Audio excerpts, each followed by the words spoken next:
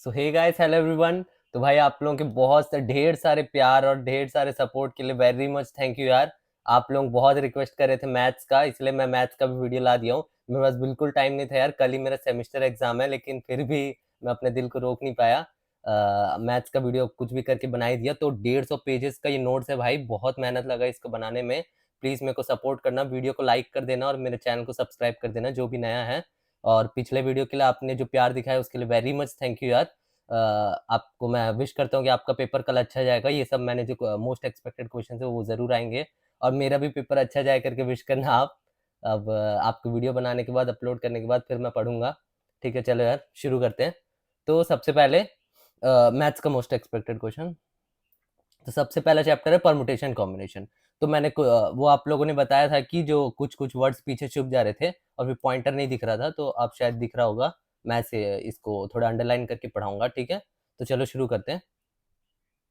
अगर टाइम नहीं है तो थोड़े 1.5x में या 2x में देख लेना वीडियो, लेकिन वीडियो ज़रूर देखना, कल बहुत हेल्प होगा। ये नोट्स को फिर से एक बार पूरा रिवाइज़ कर लेना आप। मैं डेफ़िनेटली बता रहा हूँ, ये जितने चैप्टर्स मैं करवा रहा हूँ, इसमें से मैक्सिमम क्वेश्चंस इसी में से आने के चांसेस हैं। तो ज़रूर पूरा वीडियो देखना आप। तो चलो तो पहला question, find the number of zeros at the मैं पूरा शायद हर एक क्वेश्चन नहीं बता पाऊँगा, बट मैं कुछ-कुछ क्वेश्चंस करवा दूँगा और फिर कुछ-कुछ आपको मतलब सब सॉल्व्ड है, आप फिर देख लेना। बाकी जो भी क्वेश्चंस जो मैं छोड़ रहा हूँ, वो सबको आप एक बार फिर से पीडीएफ में देख लेना और आप हर एक क्वेश्चन को देख कर जाना, कल बहुत हेल्प होगा आपको। तो चलो सबसे पहला क्वेश्चन देखते हैं। इसमें क्या बोल रहा है, find number of zeros at the end of 1000 factorial.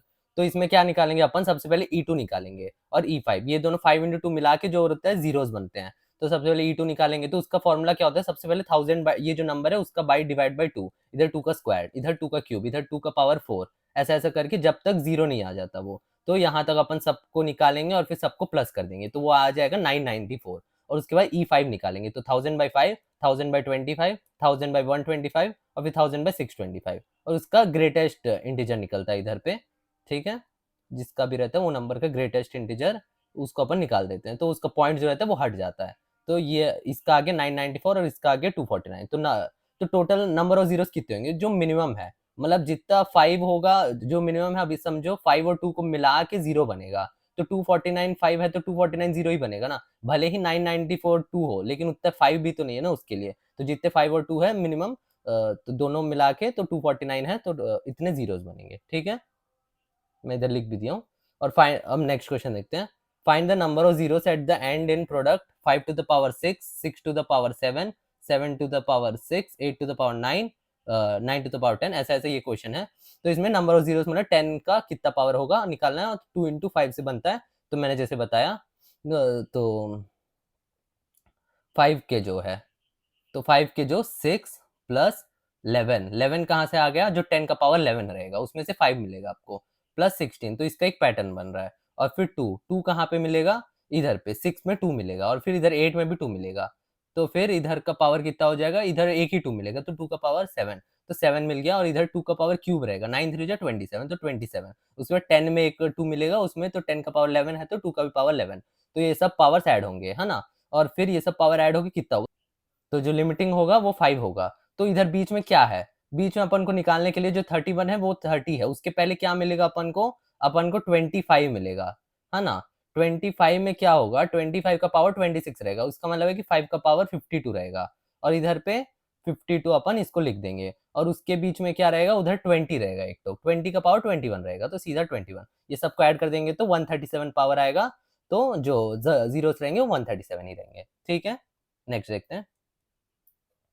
तो a letter lock consists of three rings, each marked with 10 different letters. In how many ways it is possible to make a unsuccessful attempt to open the lock? तो unsuccessful attempt कितने होंगे? तो 3 digit के lock है, तो सबके जो total attempts हो सकते हैं वो 10 10 10। इसमें भी अपन 0 से 9 तक 10 नंबर भर सकते हैं, इसमें भी भर सकते हैं, इसमें भी भर सकते हैं। तो टोटल माइनस उसमें से सक्सेसफुल वाले निकाल। सक्सेसफुल कौन सा होगा, जो असली लॉक है, जो रियल है तो उसका एक ही होगा सक्सेसफुल अटेम्प्ट। तो 1000 माइनस 1 999, तो अनसक्सेसफुल अटेम्प्ट 999 होते हैं। ठीक है? अब नेक्स्ट, तो how many different words can be formed using all the letters in the word miracle? If vowels में occupy the even position, if vowels में ऑक्यूपाई द ऑड पोजीशन। तो इसमें नो रिपीटेशन है, ठीक है? तो सबसे पहले मिरेकल में वोवेल्स कितने हैं देख लेते हैं अपन। आई ए ई वोवेल्स है और जो एम आर सी एल है ये कॉन्सोनेंट्स है।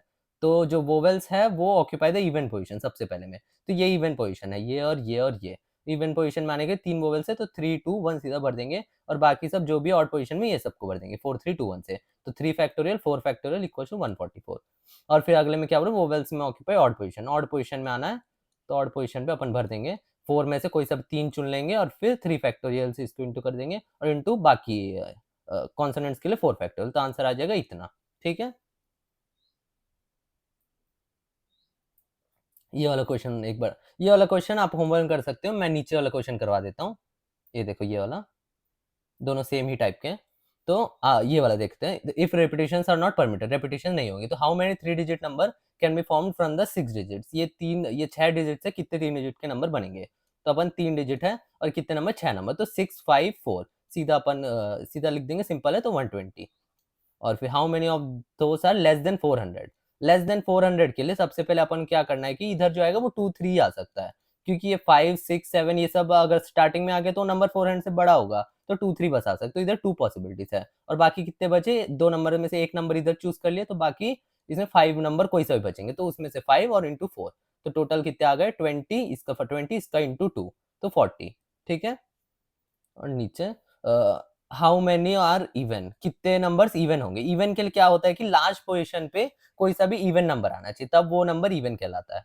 तो इवन नंबर कौन से इसमें 2 या 6, तो 2 या 6 अगर फाइनल में आना चाहिए, तो इसके दो पॉसिबिलिटी सेम इसके जैसा, और इधर 5 इंटू 4, तो आंसर 40 आ जाएगा। और हाउ मेनी आर ऑड, इसके लिए क्या रहता है कि इवन नहीं आना चाहिए, तो बाकी जितने भी है, तो इसके पॉसिबिलिटी कितने होंगे, इसका 4 है और इसके 4 में से कोई सा भी एक टोका आएगा, तो फिर 4 इंटू 20, तो 20 करने से ये 80 आ गया।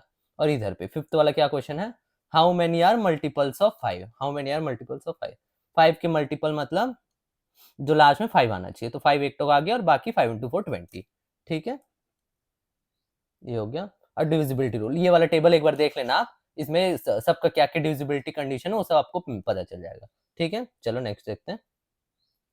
15 पॉइंट्स है, 6 कोलिनियर है, तो कितने ट्रायंगल्स बनेंगे, तो सबसे पहले 15C3 से 3 पॉइंट चुन लेंगे, तो एक ट्रायंगल बन जाएगा, उसमें से माइनस अपन को ये 6C3 हटाना पड़ेगा, जो भी 6 पॉइंट कोलिनियर है, तो उससे तो इससे ट्रायंगल नहीं बनेंगे, वो स्ट्रेट लाइन हो जाएगा, तो वो सबको अपन को माइनस कर देना पड़ेगा। और number of straight line, number of straight line के लिए क्या करेंगे अपन, 15 में से कोई 2 2 पॉइंट को चुन लेंगे, वो हो जाएगा, और माइनस उसमें से 6 के 2 पेयर्स को अपन सबको माइनस कर देंगे, क्योंकि वो सबसे जो सेमी स्ट्रेट लाइन बनेगा, जो इससे बना है वो इससे भी बनेगा, तो ठीक है, उसको माइनस कर देंगे और प्लस 1 कर देंगे, जो 6 कोलिनियर पॉइंट्स की वजह से जो एक टोक बनेगा।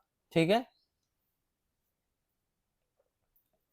There are n points in a plane, no 3 of which collinear, find number of straight line, straight lines कितने होते हैं, nc2 से स्ट्रेट लाइन निकालते हैं, नंबर ऑफ ट्रायंगल के लिए nc3, और number of diagonals of a polygon of n sides, तो पॉलीगॉन क्या होता है, पॉलीगॉन के लिए निकालने के लिए बहुत सारे डायगोनल्स होते हैं, तो जितने साइड का पॉलीगॉन उतने ये होते हैं, तो वो सब में से n वो है पॉइंट्स हैं, n में से अपन 2 चुन लेंगे, 2 चुन लेंगे तो कोई सा भी 2, तो उसका अपन को डायगोनल आ जाएगा। तो ऐसे भी आएंगे जिसमें ये दोनों चुने जाएंगे और उसमें ये साइड भी काउंट हो जाएगा, तो उसमें से अपन n साइड को माइनस कर देंगे, nc2 माइनस n, तो इसका आंसर निकल जाएगा। ठीक है, ये वाला क्वेश्चन तुम खुद कर लेना।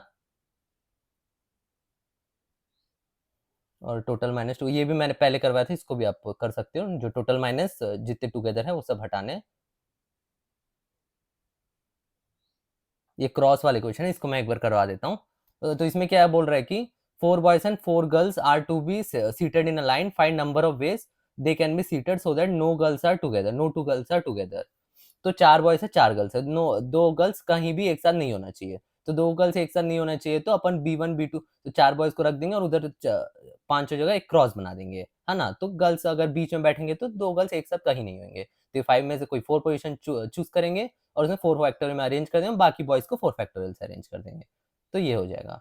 और फिर इसमें क्या बोला, if not all the girls are together at least one girl is separated from rest of girls, तो एक गर्ल कम से कम सेपरेट हो, तो अपन टोटल केस निकाल लेंगे जहां पूरे गर्ल्स एक साथ रहेंगे, तो पूरे गर्ल्स एक साथ वाले केसेस निकाल लेंगे, तो पूरे चारों गर्ल्स को एक साथ रख दिया और फिर ये कहीं अपन रख देंगे, तो 5 क्रॉसेस है, 5 फैक्टोरियल, 5 में से कोई सा भी 5 फैक्टोरियल बेस है इसका, और फिर बॉयज को चुनने के लिए 4 फैक्टोरियल, तो नॉट टुगेदर के लिए टोटल केस कितने हो सकते हैं इसमें 8 फैक्टोरियल, आठों को मतलब 4 बॉयज है 4 गर्ल्स है, तो चारों को कहीं भी अरेंज करेंगे तो 8 फैक्टोरियल माइनस ये वाले केस, तो इसमें होंगे कि वो नॉट टुगेदर वाले केस आ जाएंगे। ठीक है, थर्ड में क्या बोल रहा है, boys and girls are alternate, boys and girls are alternate, boys and girls are alternate मतलब सबसे पहले बॉयज होंगे उसके बाद गर्ल्स होंगे। तो सबसे पहले इनका कितना बेस हो जाएगा 4 फैक्टर, इसका 4 फैक्टर, या तो और इसमें क्या है कि गर्ल्स इधर हो सकते हैं और फिर बॉयज इधर हो सकते हैं, तो उसके और एक वे, तो 2 वेस हो जाएंगे, तो टोटल ये आ गया। और फिर क्या बोले, if there are 4 married couples and number of ways in which they can be seated so that each couple is together. Each couple is together मतलब B1 G1 B2 G2 सबका अपन वो बना देंगे और 4 फैक्टोरियल में अरेंज कर देंगे, और अंदर अंदर जो है 2 फैक्टोरियल में ये अरेंज होंगे ये सब का पावर 4। ठीक है, एक फॉर्मूला देख लो, एनसीआर इंटू आर फैक्टोरियल जो होता है वो एनपीआर होता है, तो अपन ज्यादातर एनसीआर से सॉल्व करा करेंगे, एनपीआर जहां यूज होगा अगर तुम लोग कहीं बताया तो उसको तुम लोग यूज कर सकते हो। ये वाला ग्रिड वाला प्रॉब्लम है, इसमें क्या बोल रहा है, how many person can be placed in the, ये वाला such that no row remain empty, कोई भी रो एम्प्टी नहीं रहना चाहिए। इसके लिए तुम लोग क्या करोगे, सबसे पहले 8 में से कोई सा भी 6 रो चुन लोगे, है ना, 1 2 3 4 5 6 7 8, उसमें से ये 6 वर्ड्स को प्लेस कर दोगे। और फर्स्ट रो एम्प्टी होने के चांसेस कितने हैं, फर्स्ट रो एम्प्टी होने के चांसेस है 6 फैक्टर, क्योंकि सब तुम लोग ये इसमें रख दोगे तो फर्स्ट रो एम्प्टी हो जाएगा, सेकंड रो एम्प्टी के लिए ये सब में रख दोगे तो सेकंड रो एम्प्टी हो जाएगा, तो ये सबको माइनस कर दोगे ओरिजिनल केस में, तो आंसर निकल जाएगा। ठीक है, तो in how many ways 3 teams of 11 players each, 4 teams 6 players, 2 teams of 15 players each can be formed out of 87 players, तो 87 प्लेयर्स है उसमें से अपन को क्या क्या बनाना है, 11 प्लेयर्स ईच के 3 टीम बनाना है, तो 11 फैक्टोरियल और उसके 3 टोक बनाना है, और फिर 6 फैक्टोरियल के अपन को 4 टोक बनाना है, और 15 फैक्टोरियल के अपन को स्क्वायर बनाना है, 2 टोक बनाना है, तो ऐसे कर लेंगे। और फिर इधर देखो 11 फैक्टर 3 बार रिपीट होगा तो इधर 3 फैक्टोरियल से अपन नीचे डिवाइड करेंगे, 6 फैक्टर 4 बार हुआ तो इधर 4 फैक्टोरियल, ये 2 फैक्टोरियल से हुआ तो इधर 2 फैक्टोरियल, ये वे होता है इस क्वेश्चन को सॉल्व करने का। ठीक है, अब इसको तुम लोग कर लेना और इसको भी तुम लोग कर लेना, ये भी सेम टाइप है। तो इस क्वेश्चन को देखते हैं, इसमें क्या बोल रहा है कि find the number of ways in which 5 A's and 6 B's can be arranged in a row which reads the same backwards and forwards, तो बैकवर्ड से और वही फॉरवर्ड से बैकवर्ड से सेम रीड करना चाहिए। तो अपन कैसे बांट सकते हैं, 6 बी को है उसमें अपन 3 बी इधर रख देंगे और 3 बी इधर रख देंगे, और 5 ए को 2 ए इधर रख देंगे 2 ए इधर रख देंगे, तो इक्वली डिस्ट्रीब्यूट हो जाएगा, इधर भी 3 बी 2 ए रहेंगे इधर भी 3 बी 2 ए रहेंगे, और बीच में अपना जो बीच में अपन ए को रख देंगे जो बचा हुआ है। तो उसके लिए सबसे पहले ये 5 फैक्टोरियल में 5 फैक्टोरियल डिवाइड बाई इधर 3 फैक्टोरियल 2 फैक्टोरियल में डिवाइड हो जाएगा, तो टोटल 10 वेज आ जाएंगे इसके। ठीक है, तो ये रैंक बेस्ड प्रॉब्लम है, इसको देखते हैं। तो सबसे पहले ये अपन को वर्ड दिया है, इसका रैंक क्या अपन को फाइंड करना है, तो अपन सबसे पहले ये वर्ड्स को अल्फाबेटिकल ऑर्डर में अरेंज कर देंगे, सबसे पहले ये आता है फिर डी आता है एम आता है ऐसे, फिर सबसे पहले अपन देंगे जब कि ये सबसे पहले ए से आएगा वर्ड्स, है ना, ए से वर्ड्स आएगा, तो ये कब तक आएंगे 5 फैक्टोरियल्स इसको अरेंज कर सकते हैं, और ये ए जो होगा फिर डी आएगा फिर एम आएगा फिर एन आएगा फिर ओ आएगा फिर आर आएगा, तब अपन रुकेंगे फिर आर वाला।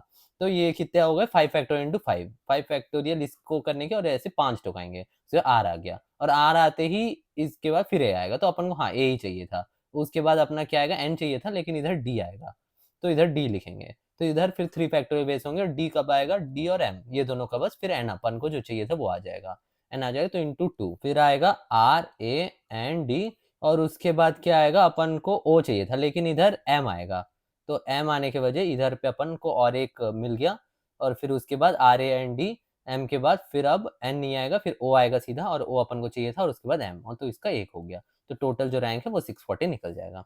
ठीक है, तो तुम हाँ, तो और ये सब एक बार देख लेना, और ग्रिड प्रॉब्लम्स में एक बार बता देता हूँ कि कितने रेक्टेंगल हो गए, तो इसमें क्या होगा 9 में से जो 9 है ये वाले, इसमें से 2 चुन लो और इसमें से 2 चुन लो, और इंटू उसमें से एक रेक्टेंगल बन जाएगा, तो उससे एक रेक्टेंगल स्क्वायर्स वाला तुम देख लेना, और नंबर ऑफ प्योर रेक्टेंगल्स के लिए कैसे करेंगे वो भी देख लेना, और number of shortest path, number of shortest path कैसे निकालेंगे, इधर से जितने हॉरिजॉन्टल पाथ्स है और इधर जितने वर्टिकल पाथ्स है, तो इधर 9 है और 7 है, 9 और 7 14 हो जाएंगे, शॉर्टेस्ट पाथ निकालने के लिए 14 फैक्टोरियल अपॉन जो इधर के कितने, ये 1 2 3 4 5 6 6 फैक्टोरियल अपॉन इधर 8 फैक्टोरियल, ये टोटल 8 होक है, तो 8 पाथ से 14 फैक्टोरियल अपॉन 6 फैक्टोरियल, तो फिर number of paths to go from S जाने के लिए इधर के लिए कितने हैं 6 फैक्टोरियल अपॉन 4 फैक्टोरियल और 2 फैक्टोरियल, और इनटू इधर से कितने होंगे 8 फैक्टोरियल होंगे,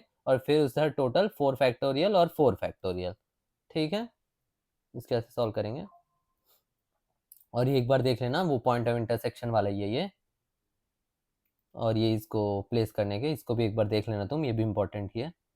और सम ऑफ नंबर्स के जो रैंक में, उसको सम कैसे निकालना उसको भी एक बार देख लेना, मैं इसमें अच्छे से सॉल्व कर दिया हूँ, ठीक है। और सर्कुलर परम्यूटेशन को भी एक बार देख लेना, मैं सब लगा दिए थे जो भी इंपॉर्टेंट वाले मेरे को लगे। इधर नंबर ऑफ डिविजर्स भी एक बार देख लेना, डी अरेंजमेंट का जो फॉर्मूला होता है वो ये होता है, उसको भी एक बार देख लेना।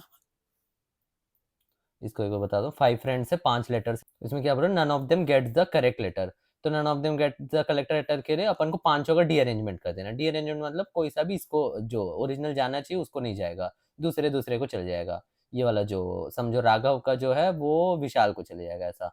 तो इसके लिए 5 फैक्टोरियल अपन 1 माइनस 1/1 5 फैक्टोरियल तक लिखेंगे, तो सॉल्व करेंगे तो ये आ जाएगा आंसर, ठीक है। और बाकी एक बार देख लेना तुम, ये सब क्वेश्चंस को भी एक बार देख लेना जरूर।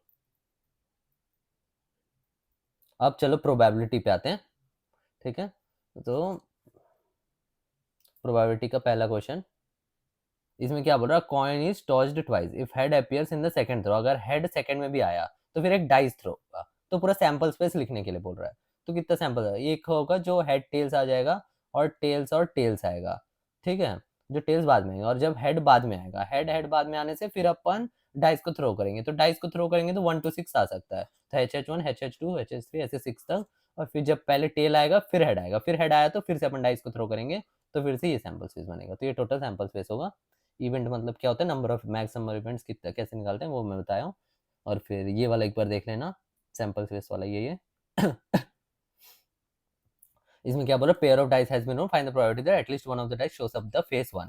तो 1 शो करने का कितना है करके, तो अपन क्या करेंगे कि टोटल प्रोबेबिलिटी जो होता है 1 होता है, उसमें से कोई सा फेस 1 शो नहीं करेगा करके उसको अपन माइनस कर देते, तो जो बचा रहेगा वो सब में एक बार ना 1 आएगा, एटलीस्ट 1 एक बार 1 आएगा। तो 1 माइनस, तो दोनों में 1 नहीं शो होना, मतलब बाकी पांचों में से आना, 5/6 इंटू 5/6, तो टोटल इतने प्रोबेबिलिटी होगा, ठीक है। तो probability of coin tossed 4 times, उसका देख लेना आप कैसा होगा। इसको भी एक बार, ये कार्ड वाला है, इसको भी एक बार देख लेना आप, इसमें मैं बता दूं। तो नेक्स्ट क्वेश्चन देखिए, इसमें क्या बोला, card is drawn randomly from a well shuffled pack of 52 cards, find the probability that drawn neither heart nor a face card. तो इधर 52 है, 50 नहीं है, 52 माइनस 13 जो हार्ट होंगे, और फिर उस 39 में से अपन -9 रिमेनिंग फेस कार्ड्स को भी हटा देंगे, नॉर अ फेस कार्ड। तो इसमें ये 13 में ही 3 फेस कार्ड कवर हो जाएंगे हार्ट वाले, तो 30 बचेंगे, और 30/52, 52 करने से ये आंसर आ जाएगा, ठीक है। नेक्स्ट देखते हैं।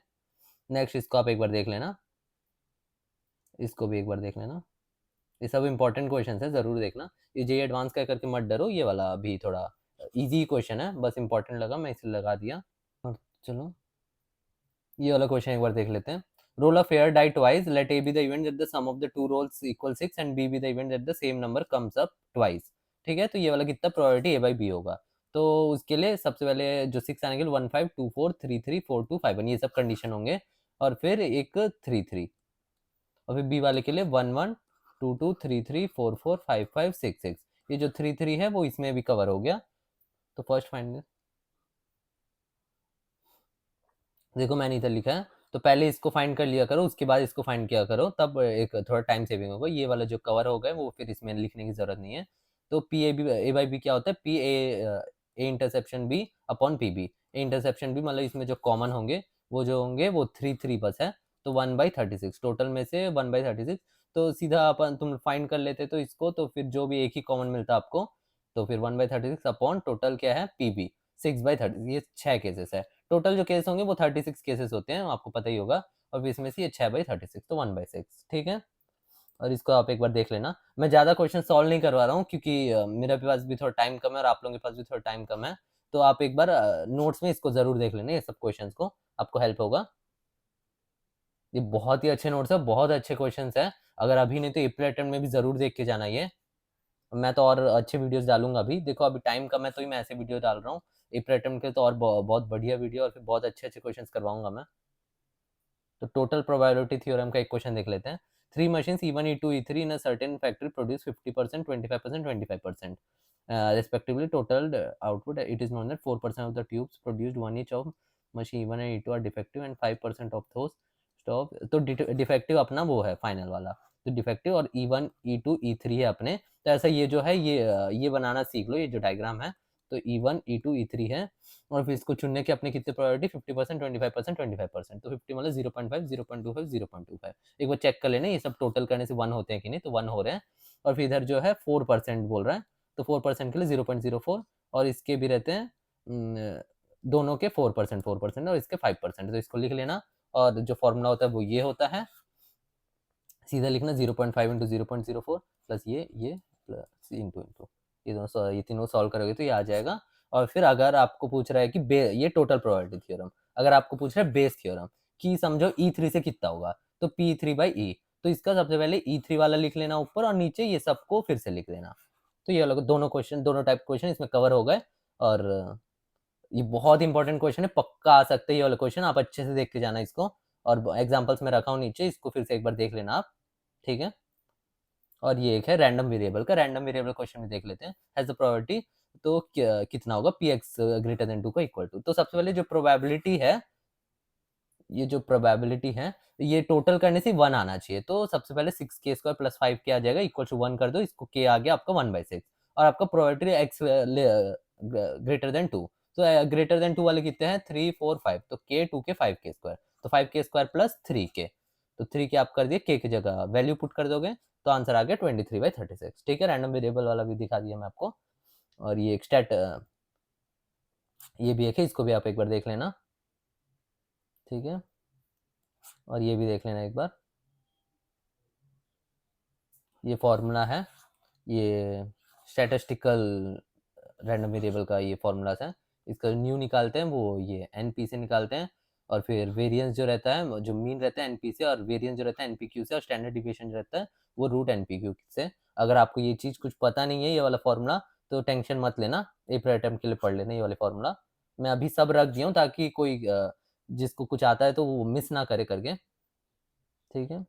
और ये कंडीशनल कोइंसिडेंस टेस्टिमनी का क्वेश्चन है, ये स्पीक द ट्रूथ और फिर एक बार बीट स्पीक द फॉल्स।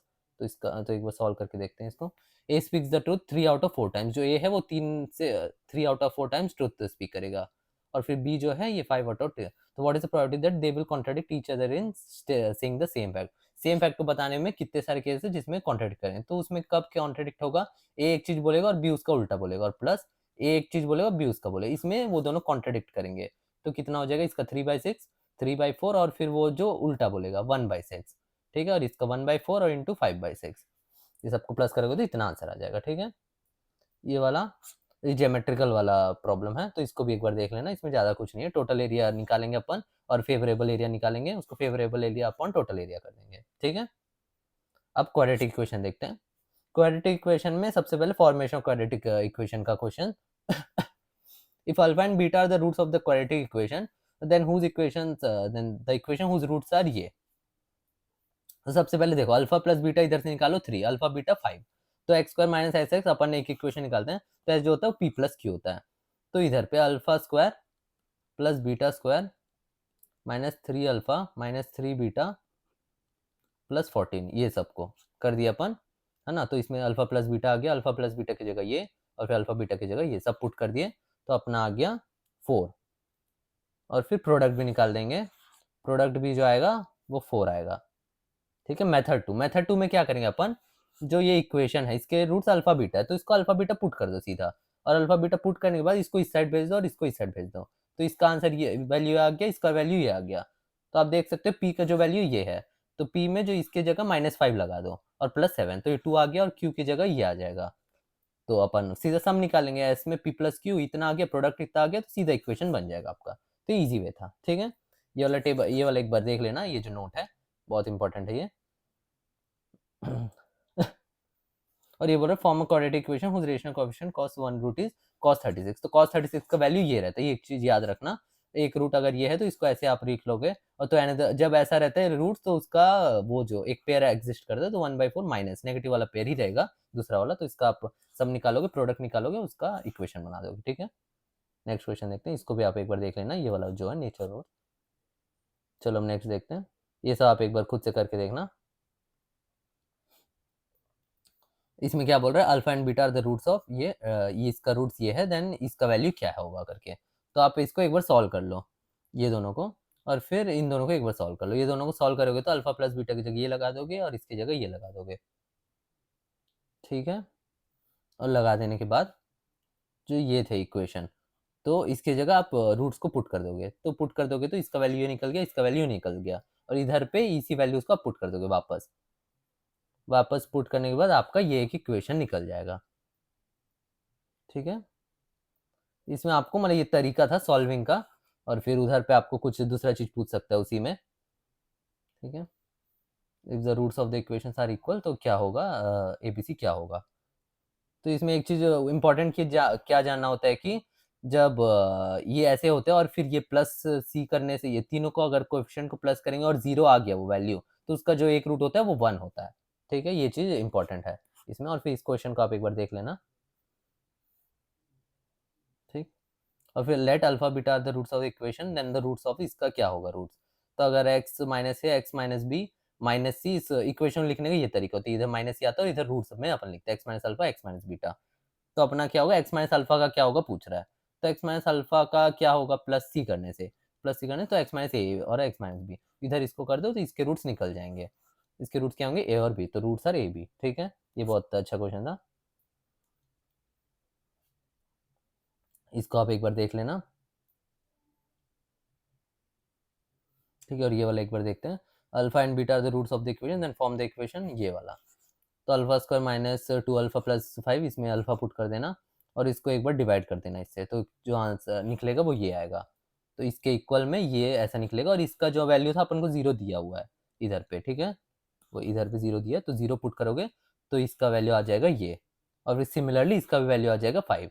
तो आपका जो इक्वेशन निकल जाएगा वो ये आएगा। ठीक है, इसको भी एक बार आप देख लेना, इसको भी देख लेना।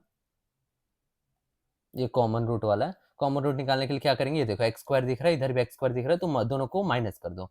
माइनस करने के बाद नहीं, ये दोनों को एडिशन कर दो और फिर ए प्लस बी हो जाएगा, और इससे माइनस कर दो, तो आपको वो ये सब वाले टर्म्स थोड़े कट जाएंगे, और फिर ये टर्म बचेगा अल्फा स्क्वायर माइनस 9, तो अल्फा का वैल्यू निकल जाएगा। तो positive root, so alpha is equal to 3, जो अल्फा है वो कॉमन रूट है, तो रूट्स का वैल्यू निकल जाएगा। ठीक है, और ये न्यूटन थ्योरम का क्वेश्चन है, इसमें क्या बोल रहा है कि ये इतना है और फिर ये एन जो है ये एफ, तो फाइंड द वैल्यू ऑफ ए10। तो इसमें क्या रहता है, अपन सीधा इसको पुट करते हैं, कोफिशिएंट इनटू ए10 माइनस 17 इंटू ए9, उसका मतलब एक कोफिशिएंट लेस, फिर इसका माइनस 6 इंटू ए8। तो इसको आप ए10 माइनस 6 ए8 रखे हुए, और इसको इधर ले जाओगे और 17 को, और इसकी जगह ये पुट कर दोगे 17 ए9, तो ए9 ए9 कट जाएगा और आपका आंसर 17 आ जाएगा। और आप ये एक बार देख लेना स्यूडो क्वाड्रेटिक इक्वेशन वाली, ये भी इंपॉर्टेंट है, और इसको भी, इस क्वेश्चन को भी एक बार देख लेना। नेक्स्ट चैप्टर में बढ़ते हैं अपन, चलो बायनोमियल थ्योरम देखते हैं।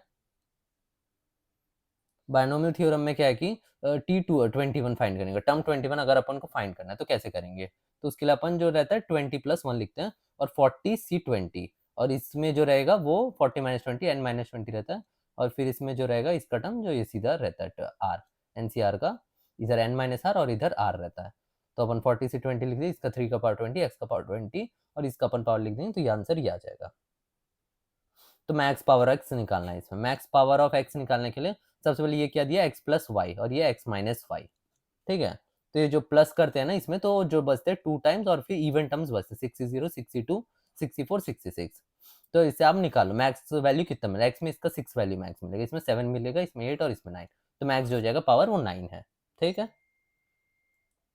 और फिर इसका T4 निकालना, तो सेम तरीका मैं बताया हूँ, इसको एक बार देख लेना, इसको भी आप एक बार देख लेना मैं कैसे सॉल्व किया, इसमें मैं बहुत अच्छे डिटेल से सॉल्यूशन लिखा हूँ, आपको समझ आ जाएगा, पीडीएफ देखोगे तो आपको।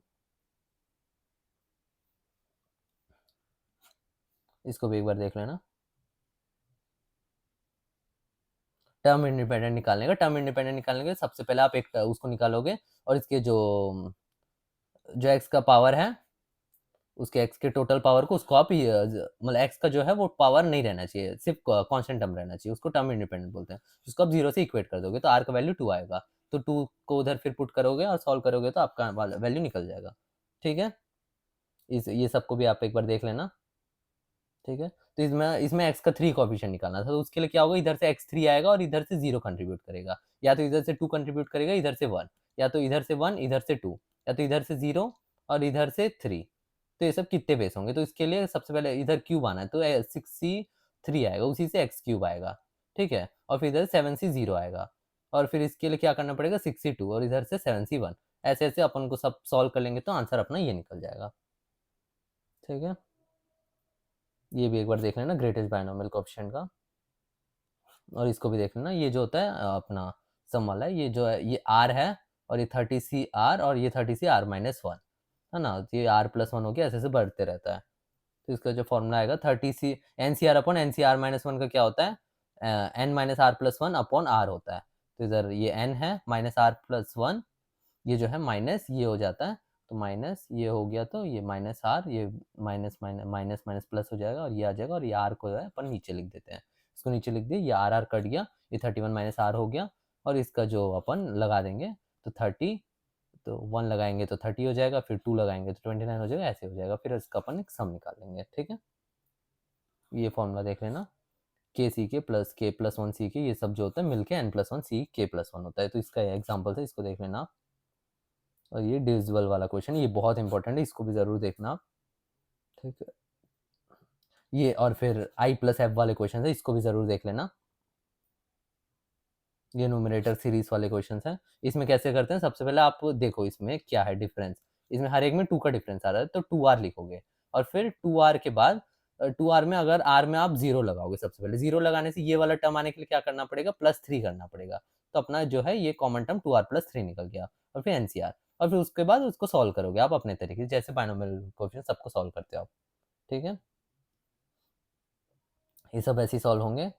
ये वाला फॉर्मूला था वो जो मैं बताया था, एनसीआर अपॉन r+1 जो होता है, ये n+1 सी r+1 अपॉन n+1, ये नहीं बताया था, तो ये वाला फॉर्मूला भी देख लेना, इसमें वैसे ही सॉल्व होगा, इसका एग्जांपल भी देख सकते हो, और फिर और भी फॉर्मूलाज है, इसका भी मैं लगा दिया हूँ। ठीक है, ये x अगर पावर -1 लेस देन 1 होगा तो क्या होगा वो भी मैं बता दिया। मल्टीनोमियल थ्योरम भी कैसे करते हैं, तो 20 फैक्टोरियल, इसमें 5 फैक्टर निकालना था, तो 5 फैक्टोरियल 7 फैक्टोरियल 8 फैक्टोरियल, अब इसका जो कोएफिशिएंट है उसको भी 5 टाइम्स कर दोगे, जो जो पावर है वो उस टाइम्स में कर दोगे, तो ऐसे मल्टीनोमियल थ्योरम लगता है। ठीक है, इसको भी एक बार कर लेना। एक्स का पावर 5 निकालना था अपन को, तो कौन कितना कंट्रीब्यूट करेगा, अगर ये समझो ये अगर 2 कंट्रीब्यूट कर दिया तो इधर पावर 4 हो जाएगा, पावर 4 और इधर 1, या तो इधर 2 और फिर इधर 3 का पावर, या तो ये 0 और ये 5, है ना, तो इसके लिए अपन बना दिए, और सबका अपन केसेस काउंट कर लेंगे। ठीक है, अब नेक्स्ट चैप्टर देखते हैं सीक्वेंस सीरीज। सीक्वेंस सीरीज में क्या है कि सबसे पहले A6 17 दिया, 11 32 दिया, तो A20 बेसिक अरिथमेटिक प्रोग्रेशन के क्वेश्चन, तो इसका अपन फॉर्मूला लगा देंगे और D आ जाएगा, A आ जाएगा, और फिर उसको अपन सॉल्व कर लेंगे। ठीक, ये बेसिक अरिथमेटिक प्रोग्रेशन, ये सब एक बार देख लेना आप। Sum of the first 3 term sum of their squares इतना दिया तो कैसे सॉल्व करोगे, तो ये वाला जानना, अगर 3 टर्म्स दिया तो A-D A+D मानते हैं। ठीक है, इसको सॉल्व करोगे तो आपको आ जाएगा, SN का जो फॉर्मूला होता है ये होता है n/2 A+n-1 × D, 2a, और टी एम अगर 1/n दिया, टी एन और 1/m दिया, तो सम निकालना है अपन। ये वाला क्वेश्चन बहुत पॉपुलर है, तो इसको भी एक बार देख लेना आप कैसे सॉल्व करोगे। मैं होप करता हूँ कि आपको ये सब बेसिक सॉल्यूशन सॉल्व करना आता होगा करके। ठीक है, क्योंकि अभी मैं पूरा सॉल्यूशन नहीं सिखा सकता, क्योंकि आपके पास भी टाइम कम है, मेरे पास भी टाइम कम है। How many terms must be taken so that some is 0, तो सम इज 300, तो 300 सम के लिए कितना अपन टर्म्स लेंगे, तो n का वैल्यू निकालना था। इसको आप सॉल्व कर लेना, आप देख लेना कैसे सॉल्व कर रहे हैं। find sum of all integers between 1 and 100 which are divisible by 2, 2 के लिए 2 और 3, तो 2 के लिए सबसे पहले 2 से डिवाइड करना पूरे नंबर्स को, तो कितने होंगे 49 होंगे, है ना, तो नहीं 2 के कितने होंगे, तो सीधा 100/2 कर देना, तो 100/2 कर दोगे तो 50 आ जाएगा, और फिर 100/3 कर देना तो 33, और 100/6 कर देना, तो जितने आएंगे उस हिसाब से सब सॉल्व कर लेना। ठीक, ये टीएन निकालने का, टीएन कैसे निकालना मैं इधर बताया हूँ, अगर देख लेना, और ये वाला क्वेश्चन भी देख लेना, जीपी का भी। ठीक है, ये वाला एक जो बहुत बार यूज होता है मैनिपुलेशन, ये बहुत इंपॉर्टेंट है, इसको एक बार जरूर देखना। और अगर ऐसा दिया है तो सबसे पहले डिवाइड बाय अपन 7 को कॉमन ले लेंगे और डिवाइड बाय 9 कर देंगे, और फिर मल्टीप्लाई 9 कर देंगे, और इसको 10 - 9 लिखेंगे। एक बेसिक मैनिपुलेशन है, ये बहुत बार यूज होगा, इसको भी जरूर देखना। ये जो कंपोटेंडो डिविडेंडो यूज करके वाला क्वेश्चन है, इसको भी एक बार देखना आप। कंपोटेंडो डिविडेंडो मतलब ऐसा होता है कि जो a/b और c/d है, तो इसको a+b a-b लिखेंगे, c+d c-d लिखेंगे, ये बहुत क्वेश्चन को ईजी करता है। ये वाला, ये जो सम वाला क्वेश्चन है, सबसे पहले एस है तो अपन को इसका वो निकालना है, तो एस का वैल्यू निकालना है, तो ये वाला क्वेश्चन है। तो इसको देखना आप, ये इंटू 3 करोगे तो ये आएगा, इंटू 3 करोगे तो ये आएगा, इंटू 3 करोगे तो ये आएगा। तो सबसे पहले उसके लिए क्या करोगे आप, 1/3 से एस को डिवाइड कर दोगे और फिर उसको ये वाले टर्म्स को थोड़ा आगे करके लिखोगे, 1/3 से मल्टीप्लाई करके, ठीक है। और ये दोनों को आप क्या करोगे, सब्ट्रैक्ट कर दोगे। ये दोनों सब्ट्रैक्ट करने के बाद ये आ जाएगा, और फिर अब जो है ये इधर से ये वाला, ये जो है वो जीपी बन गया है 2, फिर 1/50 इंटू 1/3 करोगे, 1/3 ऐसे ऐसे, तो ये जीपी का फॉर्मूला लगा दोगे और इसको सॉल्व कर दोगे, तो सॉल्व हो जाएगा। ठीक है, इसको भी एक बार देख लेना आप कैसे मैं सॉल्व कर रहा हूँ, इसको भी देख लेना। ये वीएन मेथड है। वीएन मेथड के लिए क्या करना पड़ता है, सबसे पहले आप इसका डिफरेंस देखो, 5 आर डिफरेंस है, और फिर 5 आर होने के बाद फर्स्ट टर्म लाने के लिए -3 करना पड़ेगा, आर में 1 लगाने के बाद 5 इंटू 1 -3, ये वाला इधर, और इसका टर्म ये निकल गया। तो ये जो है ये इधर सबसे पहले देखना, इसमें r+1 पुट करने से ये आ रहा है कि नहीं, तो इसमें जो r+1 पुट करने से ये आ रहा है, तो टिक हो गया। तो फिर आप इसको क्या करोगे कि ये वाला है 5r-3 5r+2, तो देखना फिर 5r+2, और फिर इसका अगला टर्म क्या होगा, इसमें +5 ऐड करेंगे तो अगला टर्म आ जाएगा, अगला टर्म इसमें लिखोगे और फिर इधर से एक इसका पहला टर्म लिखोगे और दोनों को माइनस कर दोगे। माइनस करने के बाद इसमें n लगा दोगे और फिर वी आर में 1 लगा दोगे, ठीक है। तो उसको सॉल्व करोगे तो ये आंसर आ जाएगा। ऐसे वी आर मेथड से सॉल्व करते हैं क्वेश्चंस को। डिनोमिनेटर वाले के लिए क्या करते हैं वो भी मैं इधर बता दिया हूँ, वो आप देख लेना। इसमें एक ये वाला टर्म हटा देते हैं और फिर इधर से पहला वाला एक टर्म हटा देते हैं और फिर ये दोनों का जो डिफरेंस है उससे इधर माइनस कर देते हैं, वो डिवाइड कर देते हैं, ठीक है। इसका जो डिफरेंस है 5 था और 1 था, 5 माइनस -1, ठीक है ना, 5 + 1 6 आ गया, तो 6 से इधर डिवाइड कर दिया। ये सब क्वेश्चंस को आप एक बार देख लेना। अब चलो मैट्रिसेस डिटरमिनेंट देखते हैं। मैट्रिसेस डिटरमिनेंट में ये कुछ क्वेश्चंस हैं। तो सबसे पहले the maximum minimum values of the determinants are alpha and beta, then find the alpha plus 2 beta is equals to. तो सबसे पहले इसको सॉल्व करना है आपको। तो इसके लिए क्या करेंगे अपन, ये वाला एक मैनिपुलेशन लगा देंगे, जो भी है r1 -2, और फिर ये जो है ये ऐसा बन जाएगा। अब इधर अपन क्या करेंगे, c1 + c2 लगा देंगे। c1 + c2 करने से ये 1 हो जाएगा और फिर 0 1 ये इतना आ जाएगा, ठीक है।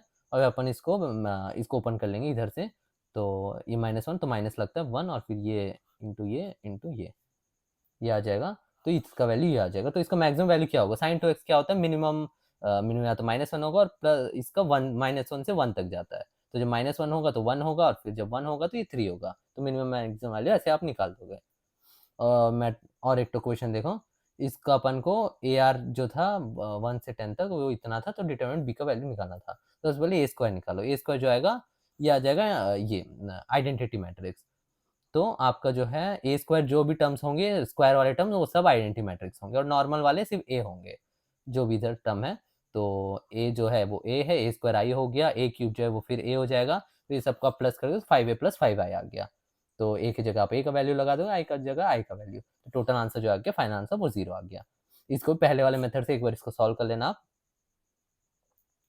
और फिर ये जो है 3 टर्म्स दिए, और फिर इसका वैल्यू अपन को निकालना था। तो ये 3 है, तो इसका आप डिटरमिनेंट बना लोगे और सॉल्व करोगे तो आपको ये निकल जाएगा value. Has infinite many solution. ये कंसिस्टेंसी ऑफ सॉल्यूशन के बहुत सारे क्वेश्चंस आते हैं, इसको भी देखना आप। तो इसका जब आप ये लिख दोगे पूरा और फिर इसको आप सॉल्व करोगे, इक्वल 0 करोगे तो P10 आ जाएगा। इनफाइनाइट मैनी सॉल्यूशन के लिए इक्वल 0 करते हैं, मैक्सिमम बार आता है ये वाला क्वेश्चन। ये आ गया, और फिर आपको D1 = D2 = D3 भी 0 करना पड़ेगा।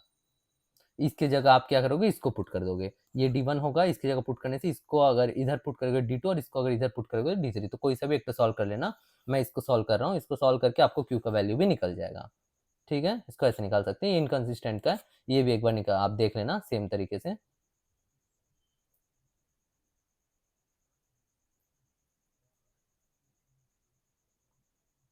इसको भी जरूर देख लेना। ये वाला एक बार देख लेते हैं। तो ये जो ए दिया है, बी जो है एडजॉइंट ए है, और सी जो है 3a है, तो इसका वैल्यू निकालना था। तो एडजॉइंट बी क्या होगा, इसका फॉर्मूला होता है बी का पावर n-1, एन जो है वो 3 है, तो बी का स्क्वायर। तो बी जो है एडजॉइंट ए था, एडजॉइंट ए का स्क्वायर। तो एडजॉइंट ए का जो स्क्वायर है वो ये होता है, इसका डिटरमिनेंट एडजॉइंट ए होता है डिटरमिनेंट ऑफ ए n-1, तो स्क्वायर इंटू स्क्वायर 4 हो गया, और सी जो हो जाएगा 3a, 3 बाहर आएगा तो वो 3 n के में आ जाता है। तो n जो था वो 3 था, n जो है वो ये है, 3 इंटू 3 का मैट्रिक्स है, तो 3 का पावर 3 से बाहर आ जाएगा।